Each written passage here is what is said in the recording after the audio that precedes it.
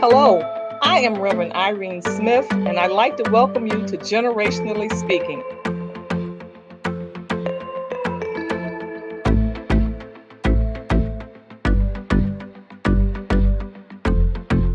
Here at the table, we come and we discuss life issues, no matter what they might be. As we sit at the table with each generation, we all learn, we all grow, we all are inspired. Yeah, yeah. Yeah, yeah. Generationally Speaking.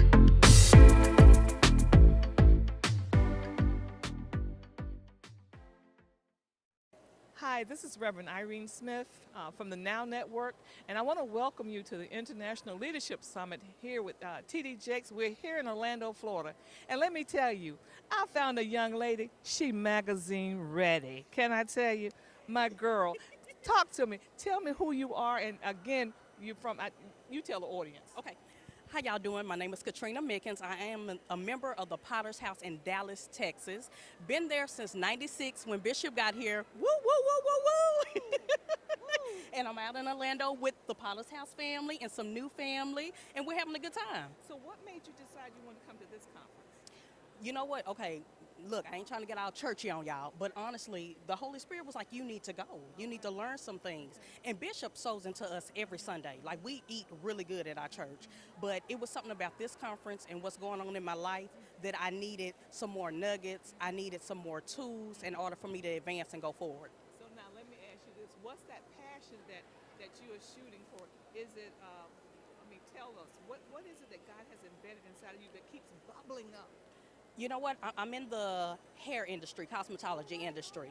So literally, I love to help people. Okay. When you get out of my chair, I want you to feel as in, more important. I want you to feel that you're beautiful. If you had some problems, I want them to be lifted. I intercede over your head. Hey, we need that.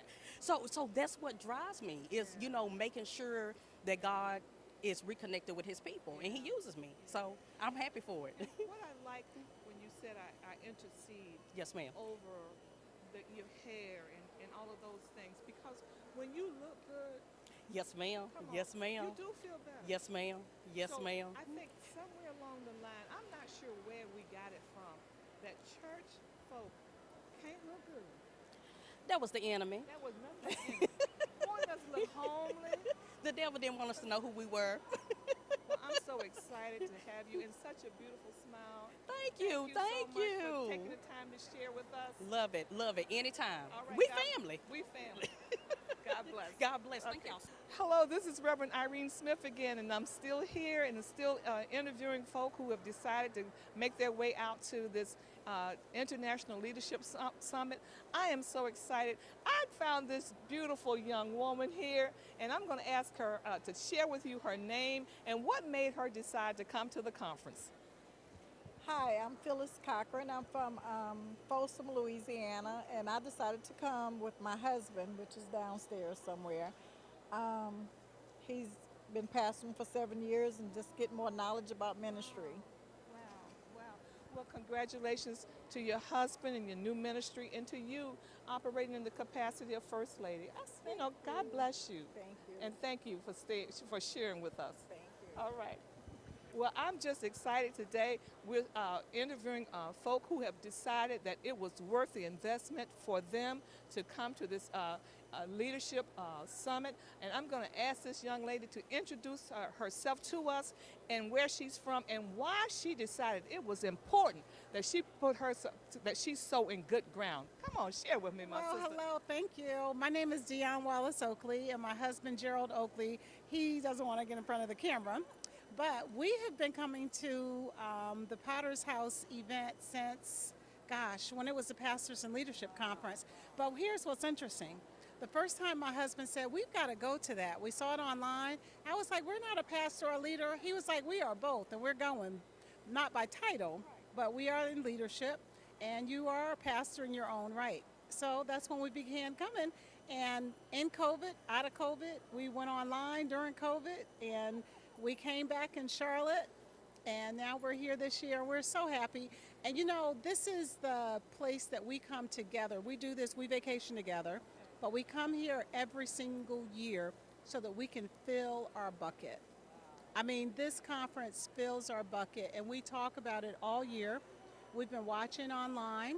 We got to meet April and Pastor Tudo, the ones, oh, what's Tubman.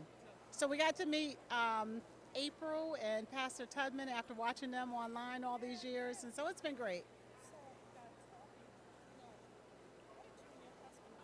Together to make that decision because so many times women come and don't necessarily follow, but for your husband to be so supportive and desirous to come, how did you all manage to come together with that agreement? You know, since our marriage, God has been, even before our marriage, God has been at the center of our relationship.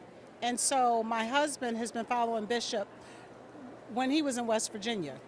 And so he watched Bishop before I met him. He watched Bishop every single night at 7 o'clock on the East Coast. He was watching Bishop. And that's why when that conference came about, it was easy. He just said, hey, honey, we're going to go. And at first I said, well, are we? He was like, yeah, we eligible. We going. So we have been coming and we love it. And we love the Potter's House and all that it offers. And it really does fill our bucket. Well, thank you so much for taking the time to share on behalf of you and your honey. Yes. and, you. and thank you, and God bless you all. God bless you all as well. We really appreciate it. Amen, amen, amen. Share with me her name and where she's from and what made her decide to come to this International Leadership Summit.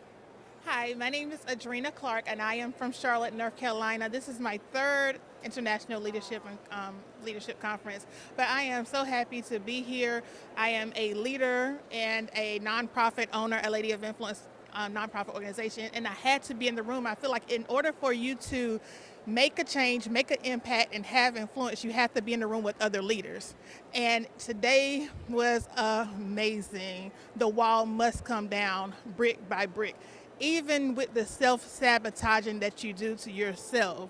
So you have to take those bricks down that you even put in your head on your own. So today was amazing, and I'm excited it was to come for the next 2 days to come. Now, did you say you have a nonprofit? I do have a nonprofit. Right, tell the people where they can catch up with you. Oh, absolutely. Absolutely. My nonprofit is a Lady of Influence. We are based in Charlotte, North Carolina, where we are giving women the tools for personal and professional development on teaching women how to overcome your challenges while inspiring others and leading in your territory. And how do they get a hold of you? You can contact me on Facebook, Instagram, LinkedIn, A Lady of Influence, or you can go to our website, www.aladyofInfluence.org. Okay, do you have any books or anything that you publish? I absolutely do. I am the author of 3 books. My first book, Are You a Lady of Influence? It asks the question so that you can go through the workbook and answer on your own. Are you a lady of influence? I hope the answer is yes. And I also have written a book, You Have the Power. It's a 30-day devotional and a workbook giving you the information and the process how to work out your own plans to become a leader. Available on Amazon and my website, definitely. Listen, go to our website if you can. I know you can get it at Amazon, but go to our website, okay? Okay. Yes. Thank you so much for the opportunity, but I just definitely, if anyone is questioning whether they should be in the room, get here. It's too late now, but next year, plan to be here. Thank you so much for sharing. We really appreciate it. And then hearing all those nuggets about the books that you've written. You're doing it. Congratulations to you. God bless. Strange, but I hope they leave inspired. I hope they leave refreshed, because we underestimate how much our emotional state influences everything else that we get done. So while I know the leaders are going to go home with incredible skill sets that they didn't have, tools that they didn't have, I hope more than anything that they feel refreshed emotionally, because that's really where we draw our energy to continue to move forward. We often downplay how much emotions matter, but they matter a lot. That's great. First question from Five a Black Women. Thank you for that. My question is, when you discover your purpose, so often you feel very alone. What advice would you give to those who are standing in their light to discover their purpose and feel alone? Oh, I love that question. I think the way that we define purpose needs to be rejiggered, because we often think of it as the thing we're supposed to do with our lives, and we can spend so much time searching for that and have so much angst around not finding it and then angst around finding it. And so I like to define purpose as the need that I would like to meet through a gift I have to offer in a community that I see myself connected to. The need, the gift, and the community. And when we do it that way, we talk about living on purpose instead of walking after a specific purpose. And so I would say that one of the ways to take that loneliness out is to identify that community where I want to offer my gift to meet the need that moves my heart the most. And as long as I'm identifying with that community, I'm not alone. And we are parts of so many communities. We're parts of communities of people who have had similar experiences. We're part of the human community, so we're never disconnected. And whether we want to feed the hungry, I also get hungry. Whether I want to help women who have suffered a trauma that I've suffered, then that's a connection. Whatever it is, it's important that we're always serving a we. And when we recognize it as service to a we, a need that I'm meeting with a gift I can offer, we're never alone. You're welcome. Monica Ware with BU Hi, Girl Mom. Magazine. Hi. First of all, I just want to say this off the record. I joined therapy because of you. So thank you. First time ever. Thank you so much. Off the record, after hearing someone accepted Jesus because I was an instrument, hearing that they went to therapy is my second favorite thing in the world. So First thank you time, for so sharing that. Thank you. But yes, like she said, I publish a magazine for girls, BU Girl Magazine. And our mission is to inspire girls to be the best you God created you to be.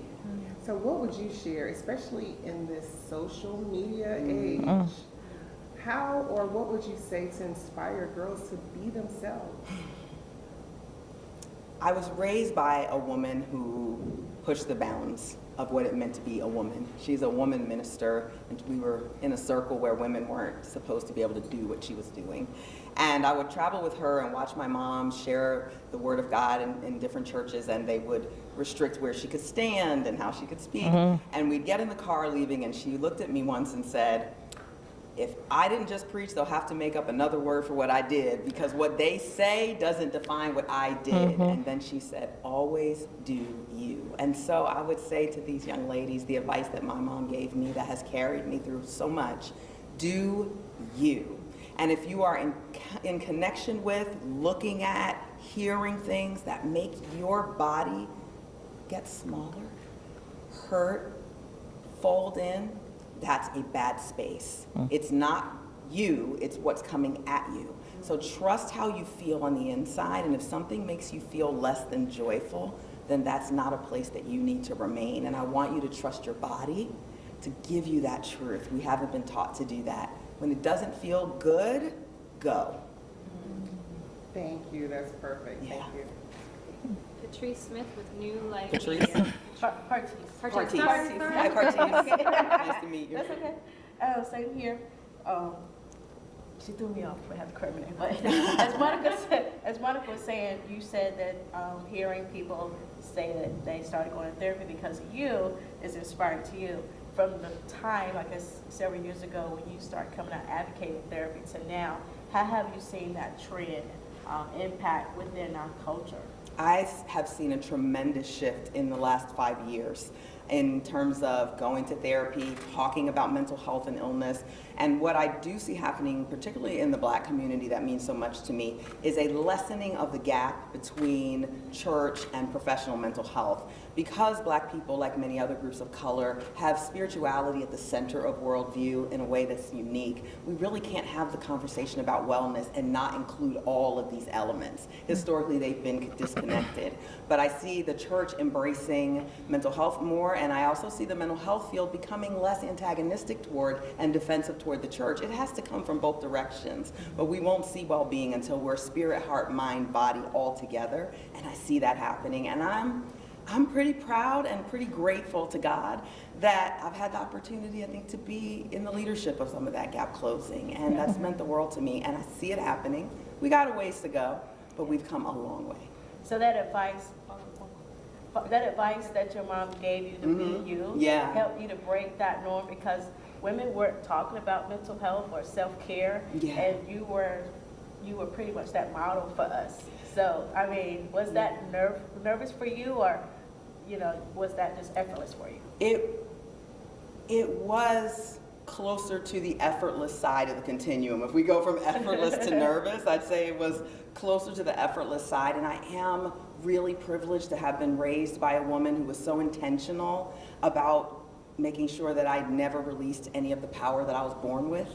And so I'm lucky in that way. And so it was a natural space for me to move into, because I had an example of what it looked like to be unapologetic, but also to attack shame, because that's always been my goal. And I believe that it is possible for people to feel the love that I have for them, and shame dissolves in the presence of love.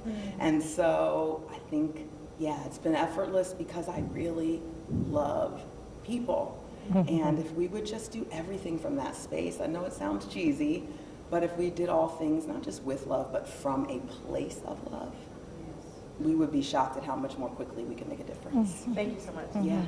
Irene Smith, she's with the Now Network. Hi. Wow, now.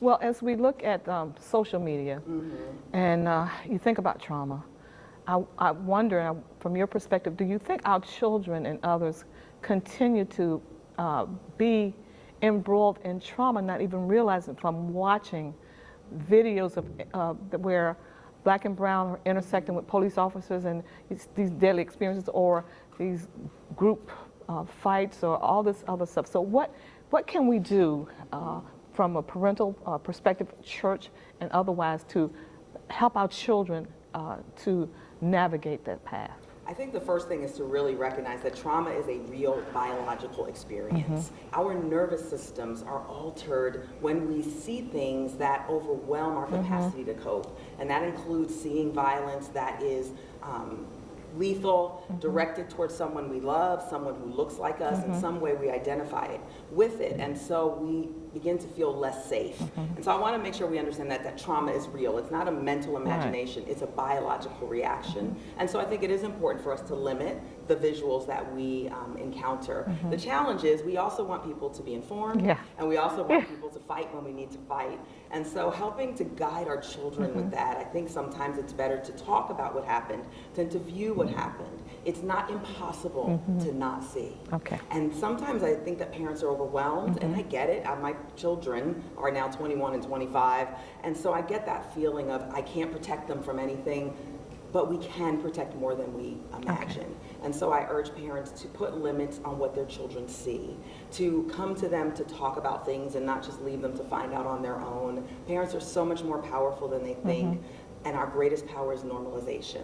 What do we normalize? And so I think that that's really, really critical. So hearing their conversation and then understanding it's their feelings.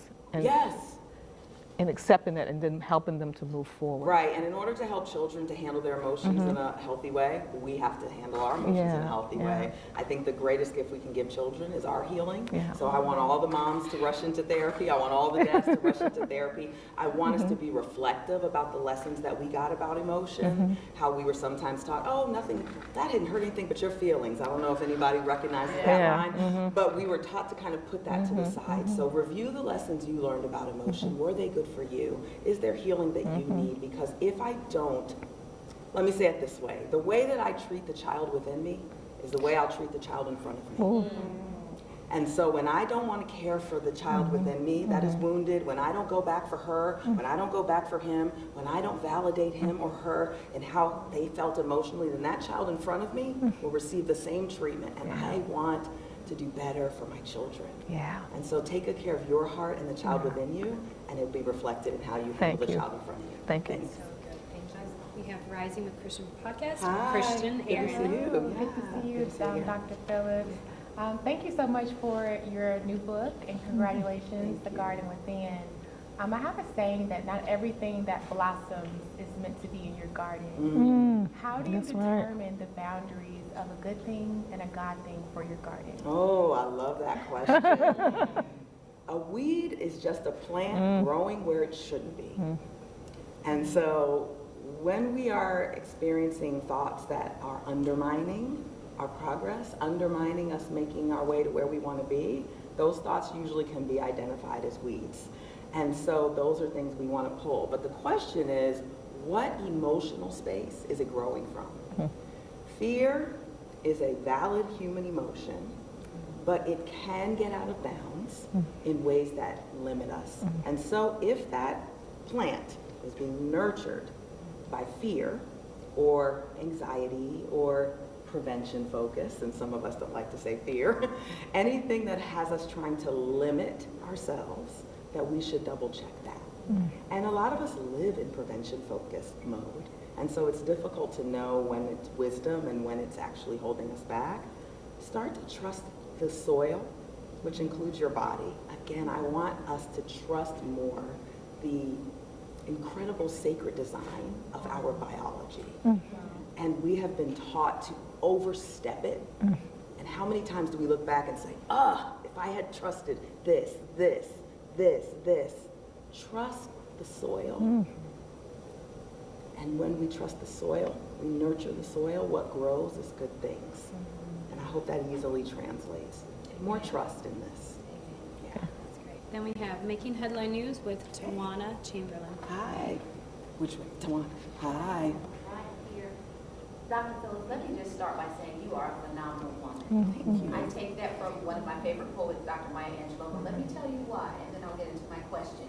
Because I have been watching you various weeks over the past couple of years through the pandemic via the Potter's House live stream, and you came across as so authentic and so powerful, yet so sweet and so relatable on air, live stream. And then I walked up to you last night, and you were the exact same way. Seldom does that translate, especially in the entertainment industry, and especially when people have a platform and who are influential. I have noticed some disconnects when I lived in Los Angeles. I could see it up close a little differently. However, I just want to say kudos to you. I salute you because I felt your energy. It was so powerful, and it really shifted my perception of the entire conference just because of that one interaction. Wow. So I am honored to have the opportunity to say that to you in person. Now my question. Now that you have made my makeup artist job tougher here. Okay. My question to you is, and it's coming from a real place. Yeah. I am a mom, and I am a businesswoman. I am a woman who loves God with my whole heart. And I want to up-level and take things to the next level and excel both personally and professionally. But sometimes in situations such as this, I feel mom guilt. I feel guilt about being here because I'm thinking about, okay, what should I be doing? I know my normal mom routine is interrupted.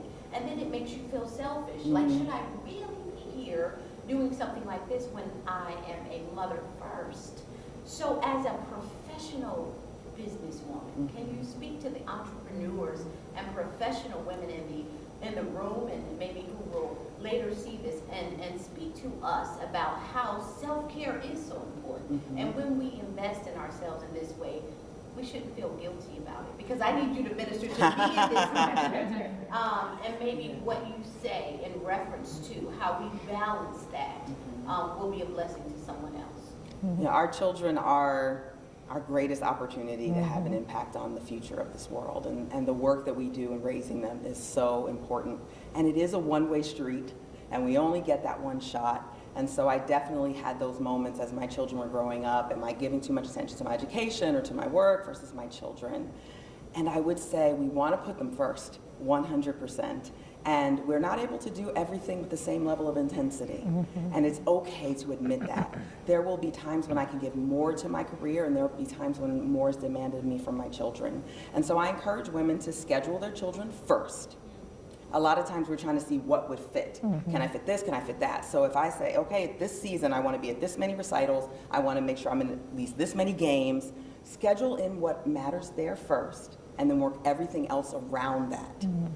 And that way you know that you've done it first. So I want to be real practical about that, because if we're feeling guilty, I think we should check it, make sure that we are doing our priorities correctly, and if we are, then we can shake that off. But we shouldn't shake it off till we check.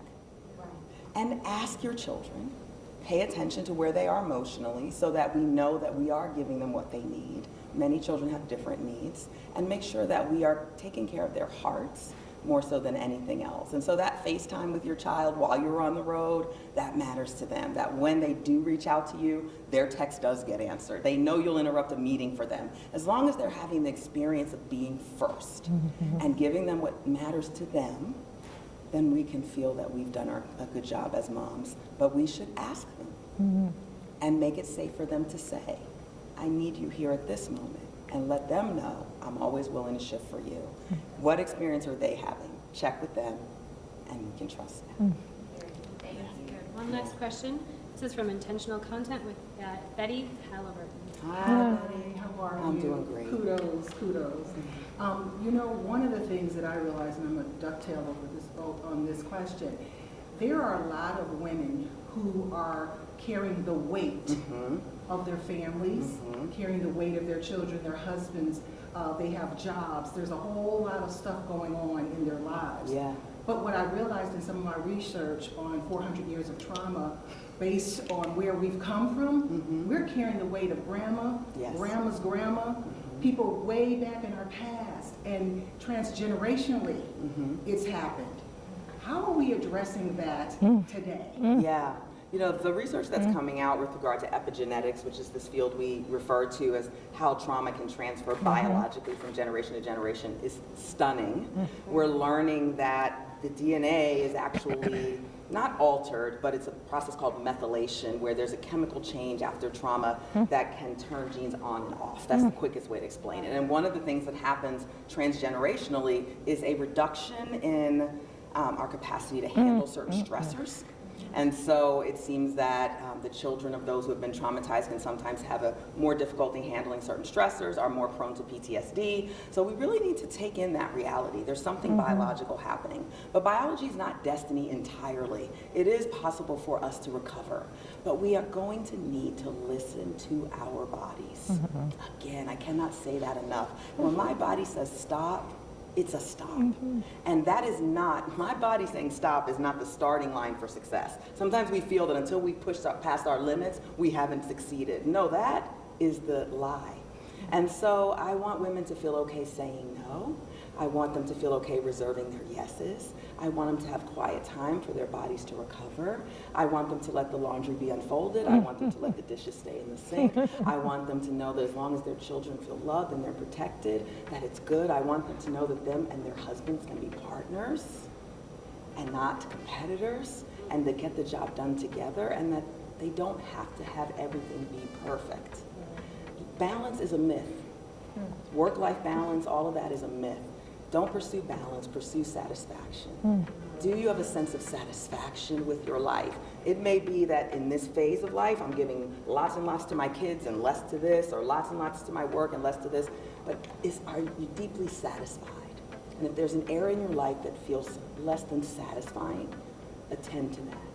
And if we pursue that sense of satisfaction, not success, not balance, but today I'm satisfied, we will find healing in that space.